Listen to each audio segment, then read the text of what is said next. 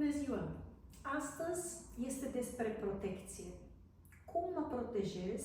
Cum te protejezi să nu-ți intră energia grea de alte persoane, să nu simți doar de durerile altor persoane. Dacă nu e profesie ta să simți, dacă nu ești în muncă, hai, ferește-te! Nu e la tine, nu e pentru tine, nu ajută nimeni să cari tu durere altora. Eu, personal, am o protecție destul de bună, naturală. M-am născut cu o protecție bună, care nu e cazul a tuturor oamenii.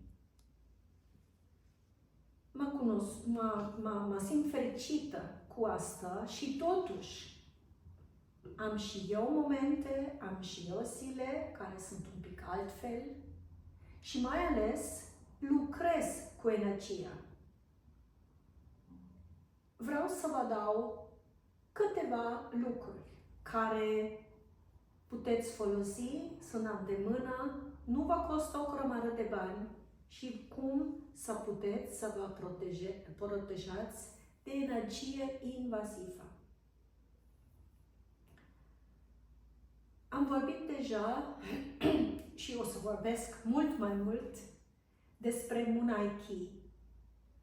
9 rituri, 9 inițieri și unul dintre ele este acest cocon de protecție și de putere care numim benzi de putere și protecție. Dacă ai primit, folosește pentru protecție. Reinformezi înainte să pleci din casă. Coconul tău, benzii de putere și protecție. Dacă nu ai primit, caută pe cineva care se poate îți da. Sau te rog frumos, te invit să vii la Munaiki. Fii cu noi, sfârșitul august 2024, următoarea dată. Asta e un mod. Un alt mod este vizualizare.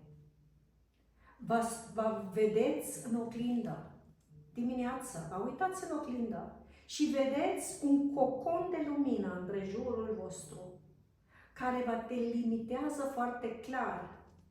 Nu ca să nu simțiți, dar să nu intră energiile. Energiile din prejur să se lovesc din coconul acolo, nu în inima mea.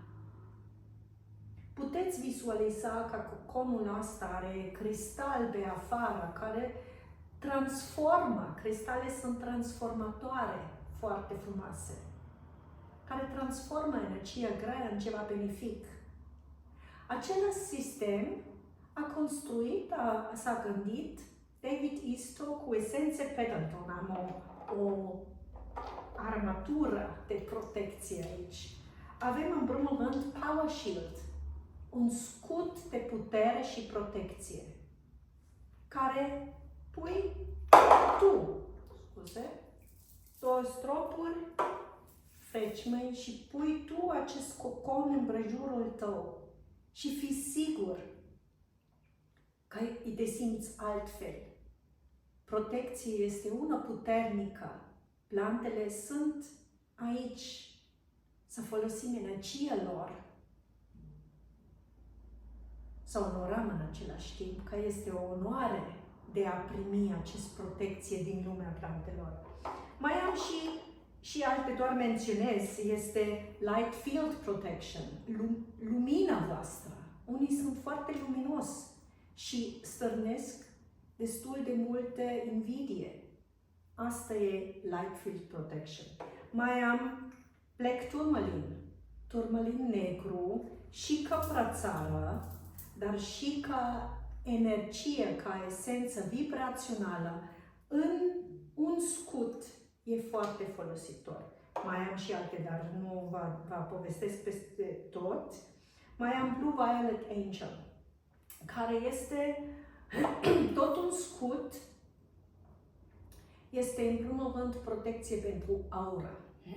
Lucrează și ca un scut profund, dar protejează și mai adânc aura, dacă acolo simțiți că este nevoie.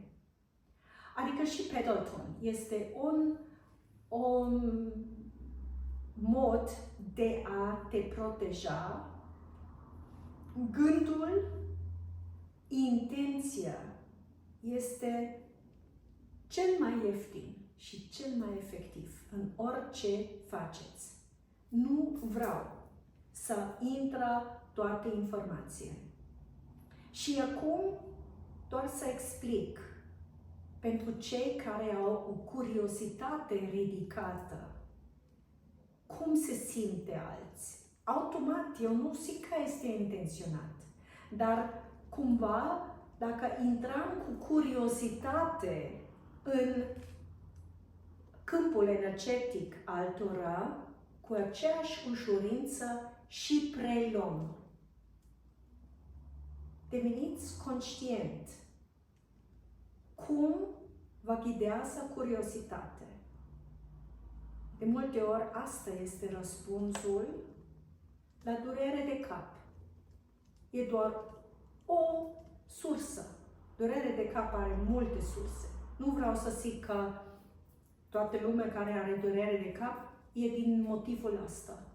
Dar și asta este un motiv, o curiozitate ridicată despre energia altora. Nu da bine. Lăsați pe alții în pace, cum vreți și voi să fiți lăsat în pace. Mulțumesc!